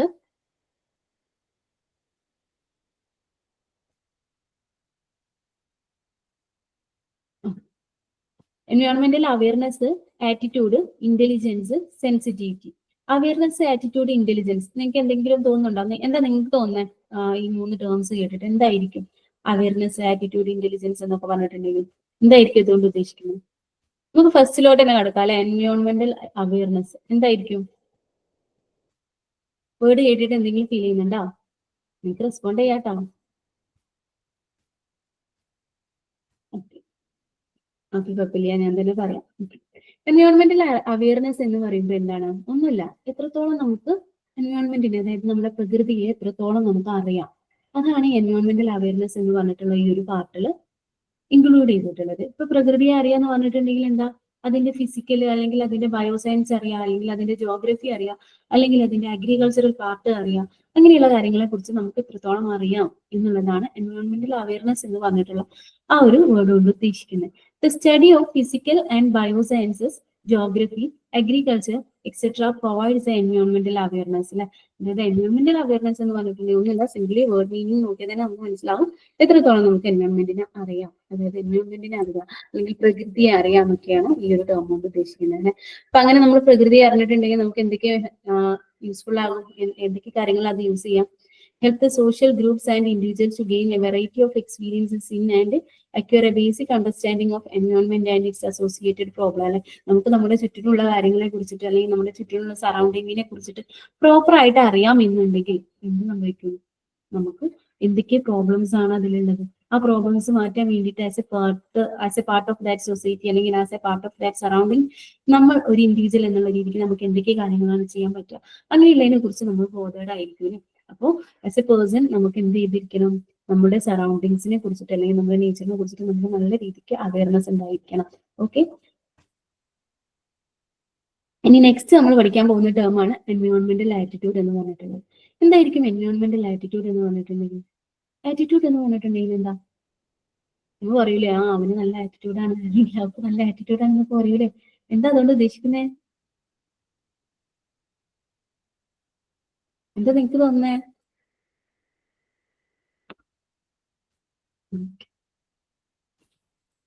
ഒരാളുടെ ആറ്റിറ്റ്യൂഡ് എന്ന് പറയുമ്പോൾ നമ്മൾ ഉദ്ദേശിക്കുന്നത് എന്താ? ആ ആൾ എങ്ങനെയാണ് തിങ്ക് ചെയ്യുന്നത്, ഒരു പ്രോബ്ലം അല്ലെങ്കിൽ ഒരു കാര്യത്തെ കുറിച്ചിട്ട് ആളുടെ ഒപ്പീനിയനിൽ ആൾ എങ്ങനെയാണ് തിങ്ക് ചെയ്യുന്നത്, ആൾ എങ്ങനെയാണ് ഫീൽ ചെയ്യുന്നത്, അയാൾ എങ്ങനെയാണ് ഒരു ഒബ്ജക്റ്റിനെ അല്ലെങ്കിൽ ഒരു സബ്ജക്റ്റിനെ കുറിച്ചിട്ട് പ്ലാൻ ചെയ്യുന്നത്, അതൊക്കെയാണ് എന്ത് വരിക? അയാളുടെ ആറ്റിറ്റ്യൂഡായിട്ട് എന്ത് ചെയ്യുക? പുറത്തോട്ട് വരിക അല്ലെ. അപ്പോൾ എൻവയോൺമെന്റൽ ആറ്റിറ്റ്യൂഡ് എന്ന് പറഞ്ഞിട്ടുണ്ടെങ്കിൽ അത് തന്നെയാണ് വരുന്നത്. എന്താണ് നമ്മുടെ എൻവയോൺമെന്റ് അല്ലെങ്കിൽ നമ്മുടെ നേച്ചറിനെ കുറിച്ചിട്ട് എന്താണ് നമ്മൾ തിങ്ക് ചെയ്യുന്നത്, എങ്ങനെയാണ് നമ്മൾ അതിനെ ഫീൽ ചെയ്യുന്നത്, എങ്ങനെയാണ് അതിന്റെ ഓരോ കാര്യങ്ങളും നമ്മൾ പ്ലാൻ ചെയ്യുന്നത്, ഇങ്ങനെയുള്ള കാര്യങ്ങളൊക്കെയാണ് എൻവയോൺമെന്റൽ ആറ്റിറ്റ്യൂഡ് എന്ന് പറഞ്ഞിട്ടുള്ള ഈ ഒരു പാർട്ടിൽ വരുന്നത് കേട്ടോ. അപ്പൊ നമുക്കൊരു പ്രകൃതി അല്ലെങ്കിൽ നമ്മുടെ ചുറ്റിനുള്ള നേച്ചറിനെ കുറിച്ചിട്ട് നമുക്ക് അറിയാമെന്ന് വിചാരിച്ച് നമ്മൾ ഒരു എൻവയോൺമെന്റിനെ ഇമ്പ്രൂവ് ചെയ്യാനുള്ള എല്ലാ കാര്യങ്ങളും ചെയ്യുന്ന ഒരാളായിക്കോണമെന്നില്ല അല്ലെ. നമുക്ക് അറിയാം, പക്ഷെ ചില ആളുകളൊന്നും എന്ത് ചെയ്യില്ല, റെസ്പോണ്ട് ചെയ്യില്ല, അല്ലെങ്കിൽ ചില ആളുകളൊന്നും ഇതിന് മുന്നോട്ട് ഇറങ്ങി ഒന്നും ചെയ്യില്ല അല്ലെ. അപ്പം നമുക്ക് എൻവയോൺമെന്റലി നല്ല അവെയർ ആയിട്ടുള്ള ഒരാള് എന്ത് ചെയ്യാം എന്നൊന്നും പറയാൻ പറ്റില്ല. എൻവയോൺമെന്റിനെ ഡെവലപ്പ് ചെയ്യാൻ ആവശ്യമായിട്ടുള്ള സ്കിൽസും ആറ്റിറ്റ്യൂഡും ഒക്കെ ആള് എന്ത് ചെയ്തിട്ടുണ്ട്, ഡെവലപ്പ് ചെയ്തെടുത്തിട്ടുണ്ട് എന്നൊന്നും നമുക്ക് പറയാൻ പറ്റില്ല അല്ലെ. അപ്പൊ അത് രണ്ട് കാര്യങ്ങൾ തന്നെയാണ്. എൻവയോൺമെന്റിനെ അറിഞ്ഞിട്ടുള്ള എല്ലാ ആളുകൾക്കും എൻവയോൺമെന്റിന്റെ ആറ്റിറ്റ്യൂഡ് ഉണ്ടായിക്കോണം എന്നില്ല. ഈ ആറ്റിറ്റ്യൂഡ് എന്ന് പറഞ്ഞിട്ടുള്ള സംഭവം നമ്മൾ എന്താണ് ഒരു നേച്ചർ അല്ലെങ്കിൽ നമുക്ക് ചുറ്റുള്ള ഒരു സറൗണ്ടിങ്സിനെ കുറിച്ചിട്ട് നമ്മൾ എന്താണ് തിങ്ക് ചെയ്യുന്നത്, ഫീൽ ചെയ്യുന്നത് എന്നുള്ളതൊക്കെയാണ് വരിക അല്ലെ. അപ്പം നമ്മൾ എങ്ങനെയാണോ അതിനെ ചിന്തിക്കുന്നത് അതുപോലെ തന്നെയായിരിക്കും നമ്മൾ അതിനോട് ട്രീറ്റ് ചെയ്യുക അല്ലെ. അപ്പോൾ രണ്ട് രീതിക്ക് നമുക്ക് ഈ ആറ്റിറ്റ്യൂഡ് ഡെവലപ്പ് ചെയ്തെടുക്കാം. ഒന്ന് പോസിറ്റീവ് വേയിലും നെഗറ്റീവ് വേയിലും അല്ലെ. രണ്ട് രീതിക്ക് അതിൻ്റെതായിട്ടുള്ള ചേഞ്ചസ് ഉണ്ടായിരിക്കും അല്ലെ. നമ്മൾ പോസിറ്റീവ് ആയിട്ട് ഒരു ആറ്റിറ്റ്യൂഡ് ഡെവലപ്പ് ചെയ്തെടുക്കുന്ന ആള് കുറച്ചുകൂടിയൊക്കെ റിസോഴ്സസ് യൂസ്ഫുൾ ആയിട്ട് എന്ത് ചെയ്യാം, ഉപയോഗിക്കാൻ വേണ്ടിയിട്ട് ശ്രമിക്കും. കുറച്ചുകൂടി എന്ത് ചെയ്യും, വേസ്റ്റേജ് ഒക്കെ കുറക്കാൻ വേണ്ടിയിട്ടൊക്കെ ശ്രമിക്കും. പൊല്യൂഷൻസ് ഒക്കെ മിനിമൈസ് ചെയ്യാൻ വേണ്ടിയിട്ടൊക്കെ ശ്രമിക്കും അല്ലെ. പക്ഷെ ഒരു എൻവയോൺമെന്റൽ ആറ്റിറ്റ്യൂഡ് നെഗറ്റീവ് ആയിട്ട് ഡെവലപ്പ് ചെയ്തിട്ടുള്ള ആളുകൾ ഇങ്ങനെയൊന്നും എന്ത് ചെയ്തോണമെന്നില്ല, അവർ അങ്ങനെയുള്ള കാര്യങ്ങളെ കുറിച്ചിട്ട് ബോധേഡ് ആയിക്കോളണം എന്നുമില്ല അല്ലെ. അപ്പൊ എൻവയോൺമെന്റൽ ആറ്റിറ്റ്യൂഡ് എന്ന് പറയുമ്പോൾ രണ്ട് രീതിക്ക് ചെയ്യാം, പോസിറ്റീവ് ആയിട്ടും വരാം, നെഗറ്റീവ് ആയിട്ടും വരാം. ഓക്കെ, ഈ ആറ്റിറ്റ്യൂഡ് മെയിൻലി പോസിറ്റീവ് ആറ്റിറ്റ്യൂഡിനെ തന്നെ നമ്മൾ മെയിൻലി 2 ടൈപ്സ് ആയിട്ടാണ് വരാറുണ്ട്, പ്രിസർവേഷൻ ഓർ യൂട്ടിലൈസേഷൻ.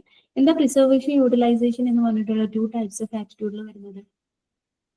നമ്മൾ പോസിറ്റീവ് ആറ്റിറ്റ്യൂഡ് എന്ന് പറഞ്ഞിട്ടുണ്ടെങ്കിൽ എൻവയോൺമെന്റിന്റെ പോസിറ്റീവായിട്ട് എന്ത് ചെയ്യാൻ വേണ്ടി ചെയ്യുക അല്ലെ, പോസിറ്റീവായിട്ട് അതിനെക്കുറിച്ച് ചിന്തിക്കുക, അല്ലെങ്കിൽ പോസിറ്റീവായിട്ട് നമ്മൾ കാര്യങ്ങൾ ചെയ്യുമ്പോഴേക്ക് എന്ത് ചെയ്യുക, പോസിറ്റീവായിട്ട് അതിന്റെ ആസ്പെക്റ്റുകളൊക്കെ നമ്മൾ ഇൻക്ലൂഡ് ചെയ്യുക അല്ലെ. അപ്പോൾ അത് രണ്ട് രീതിക്കാവും. ഒന്നില്ലെങ്കിൽ നമ്മൾ എന്ത് ചെയ്യാം, ഈ എൻവയോൺമെന്റിലുള്ള എല്ലാ കമ്പോണന്റിനെയും നമ്മൾ പ്രിസർവ് ചെയ്യാം, അതായത് നല്ല രീതിക്ക് അതിനെ പ്രൊട്ടക്ട് ചെയ്തിട്ട് നമ്മൾ കൊണ്ടു നടക്കാം അല്ലെ. അല്ലെങ്കിൽ നമുക്ക് എന്ത് ചെയ്യാം, അതിനെ യൂസ് ചെയ്യാം. ഓക്കെ, പക്ഷെ യൂസ് ചെയ്യുമ്പോഴും നമ്മൾ എന്ത് ചെയ്യുന്നുണ്ടായിരിക്കും, വൈസ് ആയിട്ടായിരിക്കും യൂസ് ചെയ്യുന്നുണ്ടായിരിക്കാം.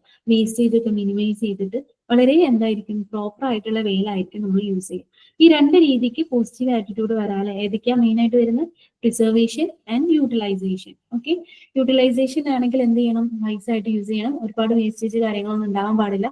പ്രിസർവേഷൻ ആകുമ്പോൾ എന്തായിരിക്കും, നമ്മൾ യൂസ് ചെയ്യുന്നില്ല, അതിനെ നമ്മൾ എന്ത് ചെയ്യാണ് ചെയ്യുക, പ്രൊട്ടക്ട് ചെയ്ത് വെക്കാണ് ചെയ്യുക. ഓക്കെ, ഈ രണ്ട് രീതിക്ക് പോസിറ്റീവ് ആറ്റിറ്റ്യൂഡ് ഡെവലപ്പ് ചെയ്ത് വരാം എന്നാണ് പറയുന്നത്. അപ്പൊ ഈ ഒരു പാർട്ടിൽ വേണമെങ്കിൽ നിങ്ങൾക്ക് ഫേമസ് ആയിട്ടുള്ള ഒരു കോട്ട് ഉണ്ടല്ലോ ഗാന്ധിയുടെ, എന്താ ഓർക്കുന്നുണ്ടോ?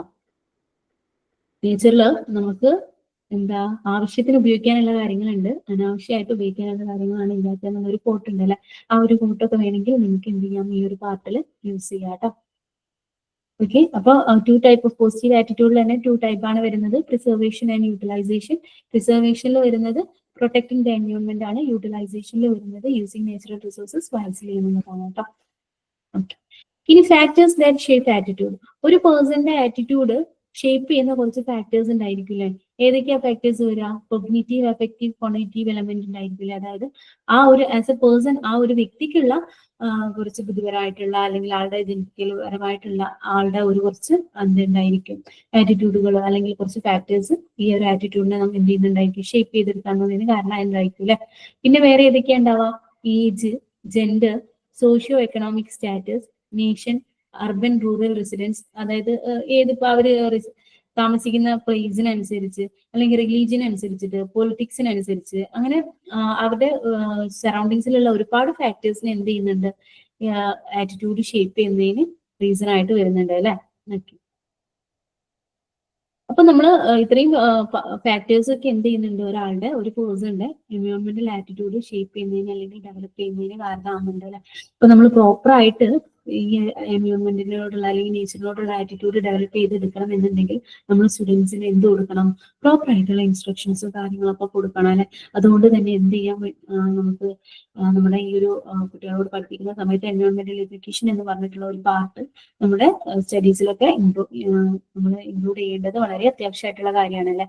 ഈ എൻവയോൺമെന്റൽ എഡ്യൂക്കേഷൻ എന്ന് പറഞ്ഞിട്ടുള്ള ആ ഒരു ബ്രാഞ്ചിന്റെ മെയിൻ എയിം എന്ന് പറഞ്ഞിട്ടുണ്ടെങ്കിൽ എന്താണ്, എൻവയോൺമെന്റൽ ആറ്റിറ്റ്യൂഡ് ഇംപ്രൂവ് ചെയ്യുക എന്നുള്ളതാണ്. എൻവയോൺമെന്റൽ ആറ്റിറ്റ്യൂഡ് ഇംപ്രൂവ് ചെയ്തിട്ടുണ്ടെങ്കിൽ നമ്മുടെ സൊസൈറ്റി അല്ലെങ്കിൽ നമ്മുടെ സറൗണ്ടിങ്സ് ഒന്നുകൂടെ എന്താവും, ഇംപ്രൂവ് ആവല്ലേ, സറൗണ്ടിങ്സ് ഒന്നുകൂടെ ഡെവലപ്പ് ചെയ്യാൻ വേണ്ടിയിട്ട് അത് ഹെൽപ്പ് ചെയ്യുന്നതാണ് പറയുന്നത്. അപ്പൊ ഈ ഒരു എൻവയോൺമെന്റിന്റെ ആറ്റിറ്റ്യൂഡ്, ബിഹേവിയർ, റിലേഷൻസ് ഒക്കെയുള്ള മെയിൻ ആയിട്ട് 2 തിയറീസ് ഡിസ്കസ് ചെയ്യുന്നുണ്ട്. Theory of planned behaviour and value belief Noam and theory. Value belief Noam theory, ഈ 2 തിയറീസ് ആണ് എൻവയോൺമെന്റൽ ആറ്റിറ്റ്യൂഡ് ബിഹേവിയർ റിലേഷനെ കുറിച്ചിട്ട് വരുന്നത്. ഈ തിയറി ഡീറ്റെയിൽ ആയിട്ട് നിങ്ങൾക്ക് പഠിക്കാനില്ല, ജസ്റ്റ് നിങ്ങളുടെ ടെക്സ്റ്റിൽ എന്ത് ചെയ്തിട്ടുണ്ട്, ഈ 2 തിയറീസിന്റെ നെയിം മാത്രം ഒന്ന് മെൻഷൻ ചെയ്തിട്ടുണ്ട്, അതുകൊണ്ടാണ് പറഞ്ഞിട്ടുള്ളത് കേട്ടോ. നമുക്ക് തിയറീസ് ഡീറ്റെയിൽ ആയിട്ട് നിങ്ങൾക്ക് എന്ത് ചെയ്യാനില്ല, പഠിക്കാനില്ല. ഓക്കെ, നെക്സ്റ്റ് വരുന്ന ടേം ആണ് ഇക്കോളജിക്കൽ ഇന്റലിജൻസ്. എന്താണ് ഈ ഇക്കോളജിക്കൽ ഇന്റലിജൻസ് എന്ന് പറഞ്ഞിട്ടുണ്ടെങ്കിൽ? ഇന്റലിജൻസ് എന്ന് പറഞ്ഞാൽ നമുക്കറിയാം അല്ലെ, നമ്മൾ എന്തെങ്കിലും ഒരു കാര്യത്തിനെ ഗ്രാസ്പ് ചെയ്തെടുക്കുക, എന്തെങ്കിലും ഒരു കാര്യത്തിനെ നമ്മൾ മനസ്സിലാക്കുന്ന ഫോർമാറ്റ്. ഓക്കെ, അപ്പൊ എക്കോളജിക്കൽ ഇന്റലിജൻസ് എന്ന് പറഞ്ഞിട്ടുണ്ടെങ്കിൽ എന്തായിരിക്കും? Ecological intelligence means grasping how our action affect ecosystem അല്ലെ. അങ്ങനെ പറഞ്ഞിട്ടുണ്ടെങ്കിൽ എന്താ, നമുക്ക് ചുറ്റുമുള്ള എക്കോസിസ്റ്റം എങ്ങനെയാണ് നമ്മുടെ ആക്ഷൻസ് വെച്ചിട്ട് നമ്മൾ എന്തെങ്കിലും ഒരു കാര്യം ചെയ്യാണ്, ആ ഒരു ആക്ഷൻസ് എങ്ങനെയാണ് എക്കോസിസ്റ്റത്തിനെ എഫക്ട് ചെയ്യുക എന്നുള്ളത് നമ്മൾ മനസ്സിലാക്കിയെടുക്കുന്നതിനെയാണ് എക്കോളജിക്കൽ ഇന്റലിജൻസ് എന്ന് പറയുന്നത്. അതായത് ability to understand the human impact on ecosystem and act in ways that improve them അല്ലെ. അതായത് നമ്മൾ ചെയ്യുന്ന ഒരു പ്രവൃത്തി എങ്ങനെയാണ് നമ്മുടെ ചുറ്റുള്ള ഒരു എക്കോസിസ്റ്റത്തില് ഇങ്ങനെയാണ് അതിന്റെ ഇമ്പാക്റ്റും കാര്യങ്ങളൊക്കെ വരിക എന്നുള്ളത് നമ്മൾ മനസ്സിലാക്കിയിട്ട് നമ്മൾ എന്ത് ചെയ്യുക, വൈസ്ലി നമ്മൾ എന്ത് ചെയ്യുക, മൂവ് ചെയ്യുന്നതിനെയാണ് എക്കോളജിക്കൽ ഇന്റലിജൻസ് എന്ന് പറയാം. അതായത് നമ്മുടെ കയ്യിൽ കുറച്ച് പ്ലാസ്റ്റിക്സോ കാര്യങ്ങളൊക്കെ ഉണ്ട്, നമ്മൾ എന്ത് ചെയ്യാണ്, അത് പുറത്തോട്ട് വലിച്ചെറിയാണ്. അപ്പൊ നമുക്കറിയാം അത് പുറത്തോട്ട് വലിച്ചെറിഞ്ഞാല് മണ്ണില് ഒരുപാട് മൈക്രോ ഓർഗാനിസം ഉണ്ട്, അവർക്കൊന്നും അത് എന്ത് ചെയ്യാൻ പറ്റില്ല, ഡൈജസ്റ്റ് ചെയ്യാൻ വേണ്ടിയിട്ട് പറ്റില്ല. അതുപോലെ തന്നെ അത് സോയിലിന് ബുദ്ധിമുട്ടാകും, പ്ലാന്റിന് വളരുന്നതിന് ബുദ്ധിമുട്ടാവും. പ്ലാസ്റ്റിക് എന്ന് പറഞ്ഞിട്ടുണ്ടെങ്കിൽ ഒരു പോയിസൺസ് ആയിട്ടുള്ള ഒരു സംഭവമാണ്. അത് വാട്ടറിന്റെ കൺസിസ്റ്റൻസിയും കാര്യങ്ങളൊക്കെ എല്ലാം ഉണ്ടാക്കും. അങ്ങനെ എക്കോളജിക്കലി കുറച്ച് ബുദ്ധിമുട്ടുകൾ എന്ത് ചെയ്യുന്നുണ്ട് പ്ലാസ്റ്റിക് എന്ന് പറഞ്ഞിട്ടുള്ള സംഭവം ക്രിയേറ്റ് ചെയ്യുന്നുണ്ട് എന്ന് മനസ്സിലാക്കുന്നതിനെയാണ് നമ്മൾ എന്ത് പറയാ, എക്കോളജിക്കൽ ഇന്റലിജൻസ് എന്ന് പറയാം. അപ്പൊ അങ്ങനെ മനസ്സിലാക്കിക്കൊണ്ട് നമ്മൾ എന്ത് ചെയ്യണം, ഓക്കെ പ്ലാസ്റ്റിക് വലിച്ചെറിയണ്ട എന്നുള്ള ഒരു തീരുമാനം എടുക്കാം. ഓക്കെ, അതിനെയാണ് നമ്മൾ എന്ത് പറയാ, എക്കോളജിക്കൽ ഇന്റലിജൻസ് എന്ന് പറയാം. ഓക്കെ, അപ്പൊ നമ്മൾ 3 ടേംസ് ആണ് ഇപ്പൊ ഡിസ്കസ് ചെയ്തിട്ടുള്ളത്. എൻവയോൺമെന്റൽ അവയർനെസ്, എൻവയോൺമെന്റൽ ആറ്റിറ്റ്യൂഡ്, ഇക്കോളജിക്കൽ ഇന്റലിജൻസ്. മൂന്നും തമ്മിലുള്ള ഡിഫറൻസ് മനസ്സിലായി എന്ന് വിചാരിക്കുന്നു. അവയർനെസ് എന്ന് പറഞ്ഞിട്ടുണ്ടെങ്കിൽ നമ്മൾ എന്ത് ചെയ്യാണ്, നമുക്ക് ചുറ്റുള്ള സറൗണ്ടിങ്സിനെ കുറിച്ചിട്ട് നമ്മൾ മനസ്സിലാക്കിയെടുക്കുന്നതിനെയാണ് അവയർനെസ് എന്ന് പറയുക. അങ്ങനെ മനസ്സിലാക്കി എടുത്തു എന്ന് വിചാരിച്ചിട്ട് നമ്മൾ അതിന് വേണ്ടിയിട്ട് പോസിറ്റീവായിട്ട് കാര്യങ്ങൾ ചെയ്തു കൊള്ളണം എന്നില്ല. ഓക്കെ, നമ്മൾ അങ്ങനെ മനസ്സിലാക്കി എടുത്തിട്ട് നമ്മൾ എന്ത് ചെയ്യാണ്, പോസിറ്റീവായിട്ട് മൂവ് ചെയ്യുകയാണെങ്കിൽ അതിനെയാണ് നമ്മൾ ആറ്റിറ്റ്യൂഡ് എന്ന് പറയാം. ഓക്കെ, അതായത് എങ്ങനെയാണ് നമ്മൾ ഒരു അവയർനെസ് കിട്ടിക്കഴിഞ്ഞാൽ എങ്ങനെയാണ് നമ്മൾ അതിനോട് പ്രതികരിക്കുന്നത് എന്നുള്ളതാണ് ആറ്റിറ്റ്യൂഡിൽ വരികയാണല്ലേ. അതായത് how we feel, how we think എന്നുള്ളതൊക്കെയാണ് ആറ്റിറ്റ്യൂഡിൽ വരിക. ഇനി എക്കോളജിക്കൽ ഇന്റലിജൻസ് എന്ന് പറഞ്ഞിട്ടുണ്ടെങ്കിൽ എന്താ, നമ്മൾ ചെയ്തിട്ടുള്ള ഒരു കാര്യം നമുക്ക് ചുറ്റുള്ള സറൗണ്ടിങ്സിൽ എങ്ങനെയാണ് എഫക്ട് ചെയ്യുന്നത് എന്നുള്ളത് നമ്മൾ മനസ്സിലാക്കിയെടുക്കുന്നതിനെയാണ് എക്കോളജിക്കൽ ഇന്റലിജൻസ് എന്ന് പറയാം. അങ്ങനെ എടുത്തതിന് ശേഷം നമ്മൾ എന്ത് ചെയ്യാണ്, ആ ഒരു കാര്യത്തെ ഒഴിവാക്കിക്കൊണ്ട് അല്ലെങ്കിൽ ആ ഒരു കാര്യം ഉപയോഗിക്കേണ്ടതാണെങ്കിൽ അത് ഉപയോഗിച്ചുകൊണ്ട് എങ്ങനെയാണ് ഇംപ്രൂവ് ചെയ്യുക എന്നുള്ള കാര്യങ്ങളൊക്കെ മനസ്സിലാക്കുന്ന ആ ഒരു പ്രൊസീജിയറിനെയാണ് നമ്മൾ എക്കോളജിക്കൽ ഇന്റലിജൻസ് എന്ന് പറയുന്നത്. Okay, ecological intelligence denotes one's knowledge, understanding and attitude developed towards environment and maintaining its balance. Ecological intelligence എന്ന് പറഞ്ഞിട്ടുണ്ടെങ്കിൽ എന്താണ്, നമ്മുടെ എൻവയോൺമെന്റിന്റെ അല്ലെങ്കിൽ നമ്മുടെ നേച്ചറിന്റെ ബാലൻസ് മെയിൻറ്റെയിൻ ചെയ്യാൻ വേണ്ടിയിട്ട് എന്ത് ചെയ്യുക, കുറച്ച് കാര്യങ്ങൾ ചെയ്യാം.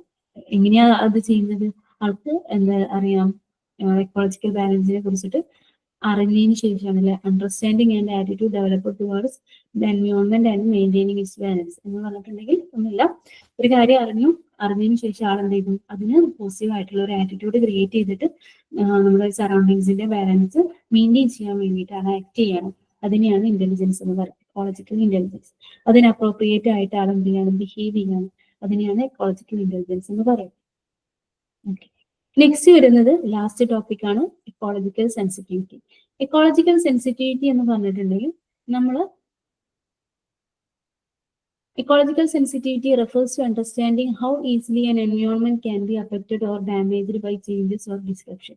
നമ്മൾ ക്രിയേറ്റ് ചെയ്യുന്ന ഒരു ചേഞ്ച് അല്ലെങ്കിൽ ഡിസ്ട്രപ്ഷൻ കൊണ്ട് എങ്ങനെയാണ് നമ്മുടെ എൻവയോൺമെന്റിനെ അഫക്ട് ചെയ്യുന്നത് അല്ലെങ്കിൽ ഡാമേജ് ചെയ്യുന്നത് എന്നുള്ളത് നമ്മൾ മനസ്സിലാക്കിയെടുക്കുന്നതിനെയാണ് എക്കോളജിക്കൽ സെൻസിറ്റിവിറ്റി എന്ന് പറയുന്നത്.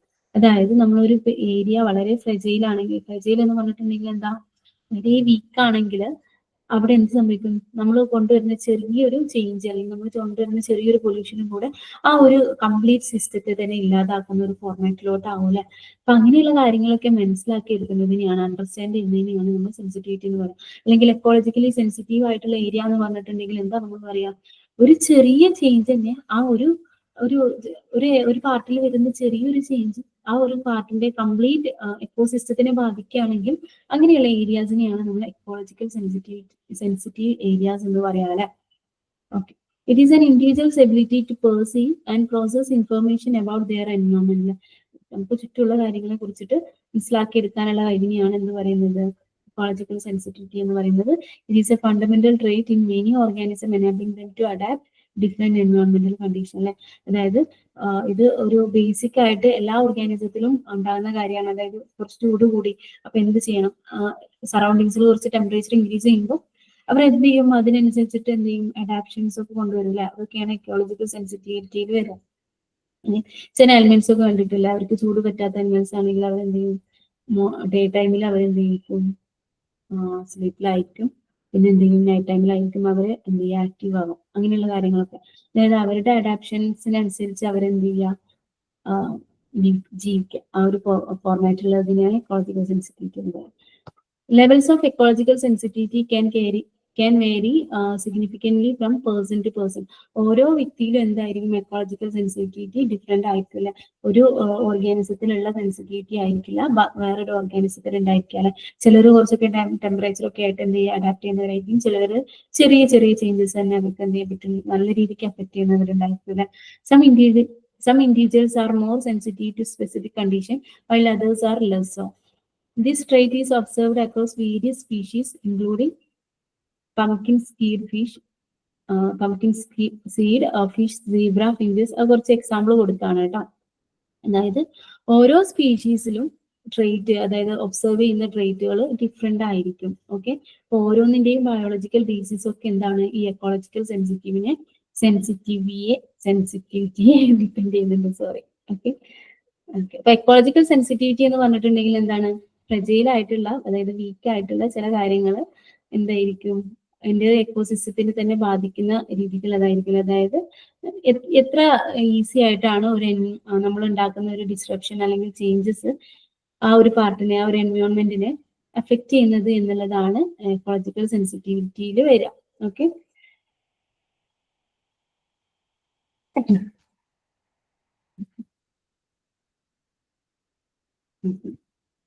ecological sensitivity empowers us to make informed choices for a healthier planet by understanding our impact on ecosystem and adapting positively to environmental changes. അതായത് നമ്മൾ നമുക്ക് ചുറ്റുള്ള ഓരോ സറൗണ്ടിങ്സിനെ കുറിച്ചിട്ട് അത് എത്രത്തോളം സെൻസിറ്റീവ് ആയിട്ടുള്ള ഏരിയ ആണെന്നുള്ള കാര്യങ്ങളൊക്കെ മനസ്സിലാക്കിയതിനു ശേഷം അതിനനുസരിച്ചിട്ടുള്ള കൺസ്ട്രക്ഷൻസും കാര്യങ്ങളൊക്കെയാണ് നമ്മൾ നടത്തേണ്ടത് അല്ലേ. അപ്പൊ അങ്ങനെയുള്ള കാര്യങ്ങളൊക്കെ മനസ്സിലാക്കിയിട്ട് നമ്മൾ എൻവയോൺമെന്റൽ ചേഞ്ചസ് കൊണ്ടുവരുമ്പോൾ നമുക്കത് എന്താ ഒന്നുകൂടെ നല്ല രീതിക്കുള്ള ഒരു ചേഞ്ചസ് ആക്കിയിട്ട് ചെയ്യാൻ വേണ്ടിയിട്ട് പറ്റൂല. അപ്പോൾ എക്കോളജിക്കൽ സെൻസിറ്റിവിറ്റി ഒക്കെ വളരെ ഇമ്പോർട്ടന്റ് ആയിട്ടുള്ള ഒരു പാർട്ടാണ് കേട്ടോ. 5 മാർക്സിലൊക്കെ എന്ത് ചെയ്യാറുണ്ട്, ഡിഫറൻഷിയേറ്റ് ചെയ്യാൻ അല്ലെങ്കിൽ ഡിസ്ക്രൈബ് ചെയ്യാനൊക്കെ വരാറുണ്ട് കേട്ടോ. അപ്പൊ ഇത്രയും പാർട്ടാണ് നമ്മൾ ഇന്ന് ഡിസ്കസ് ചെയ്യുന്നത്. ഇനി അടുത്തെടുക്കാനുള്ള പോർഷൻസ് വളരെ എൻറ്റയർലി ഡിഫറെന്റ് ആയിട്ടുള്ള ഒരു പോർഷനാണ്. അല്ലെങ്കിൽ ഒന്നുകൂടെ നമ്മൾ ഇലാബറേറ്റ് ചെയ്ത് പറയേണ്ട പോർഷൻ ആയതുകൊണ്ടാണ് ഈ ഒരു പാർട്ടിൽ ഇൻക്ലൂഡ് ചെയ്യാത്തത് കേട്ടോ. ഇന്നത്തെ ക്ലാസ്സിൽ നമ്മൾ മെയിൻ ആയിട്ട് ഡിസ്കസ് ചെയ്തത് ടൈപ്സ് ഓഫ് എൻവയോൺമെന്റ് ആണ്. നേച്ചുറൽ ആൻഡ് മാൻമെയ്ഡ് എൻവയോൺമെന്റ് ആണ് വരുന്നത് അല്ലെ. അപ്പൊ അതിന്റെ ഡിഫറെന്റ് പാർട്സ് പറഞ്ഞു. പിന്നെ എൻവയോൺമെന്റ് ആയിട്ട് റിലേറ്റ് ചെയ്തിട്ടുള്ള കുറച്ച് ടേംസുകളാണ് നമ്മൾ ഇന്നത്തെ പാർട്ടിൽ മെയിൻ ആയിട്ട് ഡിസ്കസ് ചെയ്തത്. മീനിങ് ഓഫ് എൻവയോൺമെന്റ് നമ്മൾ എന്ത് ചെയ്തു, ഡിസ്കസ് ചെയ്തു. ഡെഫിനിഷൻ നമ്മൾ ഡിസ്കസ് ചെയ്തു. ടൈപ്സ് ഡിസ്കസ് ചെയ്തു. പിന്നെ നമ്മൾ മെയിൻ ആയിട്ടുള്ള 4 പാർട്ടുകൾ അല്ലെങ്കിൽ അവയർനെസ്, ആറ്റിറ്റ്യൂഡ്, എക്കോളജിക്കൽ സെൻസിറ്റിവിറ്റി, അങ്ങനെയുള്ള 4 ടേമുകളാണ് ഡിസ്കസ് ചെയ്തിട്ടുള്ളത്. അതോടുകൂടെ നമ്മുടെ ഈ ഒരു സെഷൻ കംപ്ലീറ്റ് ആവാണ് കേട്ടോ. Thank you.